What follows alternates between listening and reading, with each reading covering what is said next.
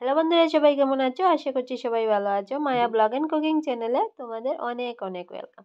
আজ শুভ মকর সংক্রান্তিতে তোমাদের সাথে শেয়ার করতে চলে এসেছি কিভাবে সুস্বাদু ময়দা দিয়ে দুধ পুলি পিঠে তৈরি করা যায়, এটাই শেয়ার করতে চলে এসেছি। আর আমি কিভাবে করি এটাই তোমাদের সাথে শেয়ার করছি।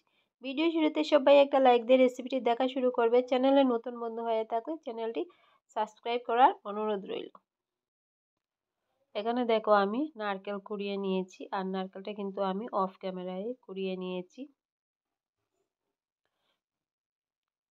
এবারে কড়াইটা বসিয়ে কড়াইয়ের মধ্যে দিয়ে দিলাম অল্প সাদা তেল। তেলটাকে ভালো করে গরম করে নিয়ে এবারে আমি এর মধ্যে নারকেল কুড়ো দিয়ে দেব।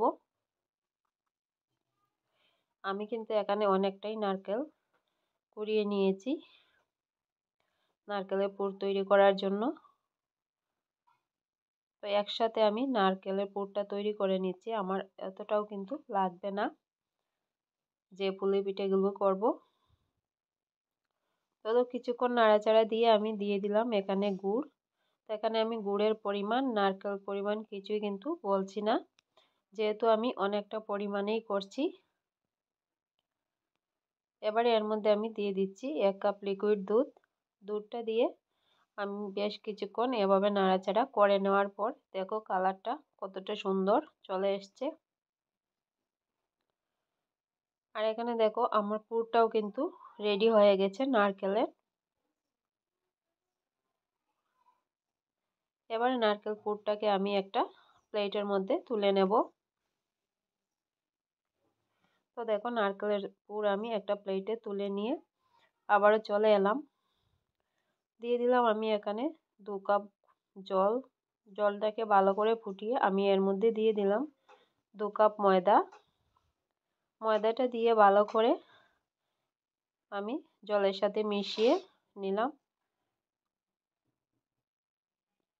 যেহেতু আমি ময়দা দিয়েই দুধ পুলিটা করব, তো শুধু ময়দাই দিয়েছি।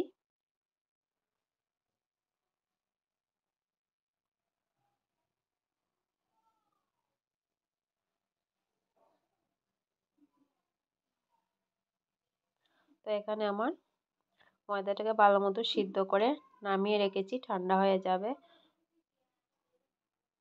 তারপর দেখো কড়াইটা বসিয়ে আমি এখানে দিয়ে দিলাম দুধ, আর দিয়ে দিচ্ছি এখানে আমি 8টা এলাচ, আর দিয়ে দিলাম একটা তেজপাতা 4 টুকরো করে ছিঁড়ে। তো দুধটাকে খুব ভালো মতো কিন্তু জাল করে নিতে হবে।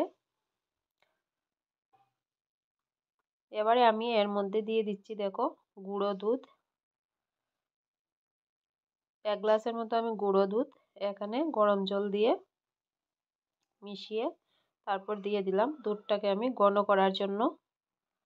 এবারে আমি দুধটাকে ঘন করতে বসিয়ে তারপর চলে এলাম। দেখো এখানে ময়দাটা মেখে নিচ্ছি। তো দেখো ময়দাটা মেখে নিয়ে খুব সুন্দর একটা ড্র করে নিলাম। তারপর একে একে ছোটো ছোটো করে আমি এখানে 6টার মতো লিচি কেটে নিয়েছি। আর এখান থেকেও আরও ছোটো ছোটো লিচি কেটে এবারে আমি পিঠের জন্য তৈরি করে নিচ্ছি। দেখো এভাবে কিন্তু করে নিতে হবে। এবার দিয়ে দিচ্ছি আমি নারকেল। তো নারকেলটা খুব বেশি পরিমাণেও কিন্তু দেওয়া যাবে না, লিচির পরিমাণটা বুঝেই কিন্তু এখানে নারকেল দিতে হবে। আর এভাবে করে নিচ্ছি আমি। খুব সহজেই কিন্তু দেখো ডিজাইনটা তুলে নিচ্ছি চামচ দিয়ে। আরও অনেকভাবেই কিন্তু ডিজাইন করা যায়, তো আমি এভাবেই করে নিচ্ছি, একদম সহজভাবে তোমাদের দেখিয়ে দিচ্ছি। এবার দেখো আরও একটা দেখিয়ে দিচ্ছি। এভাবে বাটির মতো শেপ দিয়ে এর মধ্যে অল্প পরিমাণে নারকেল দিয়ে মুখটাকে বন্ধ করে দিতে হবে প্রথমে, যাতে খুলে না যায়। তারপর দেখো এখানে আমি চামচ দিয়ে একটা সুন্দর ডিজাইন করে নিচ্ছি।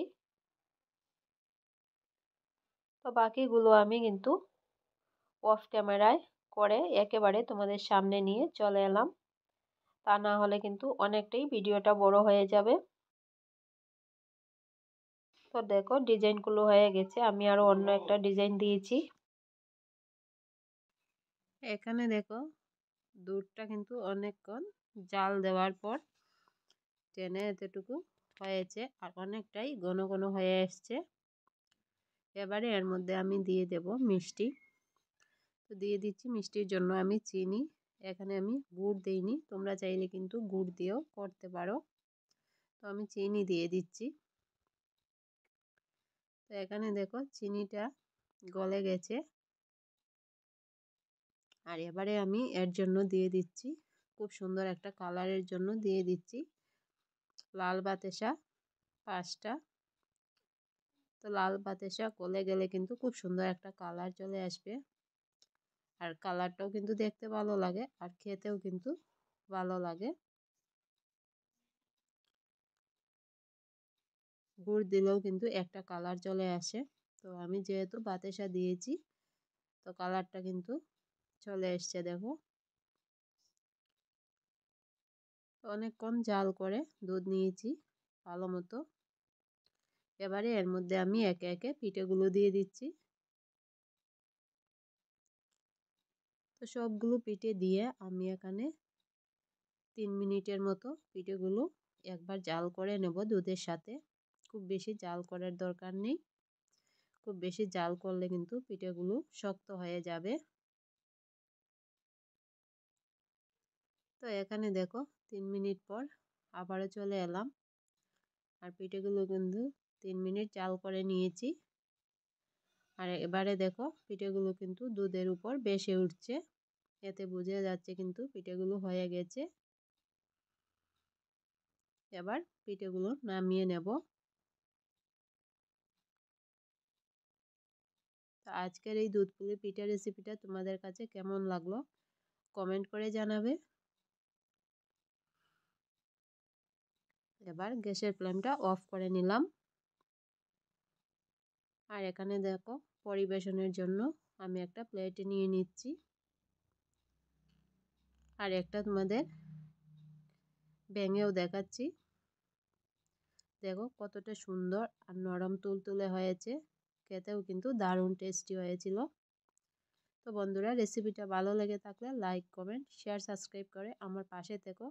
দেখা হচ্ছে অন্য আরও একটি ব্লগ বা রেসিপিতে তোমাদের সাথে।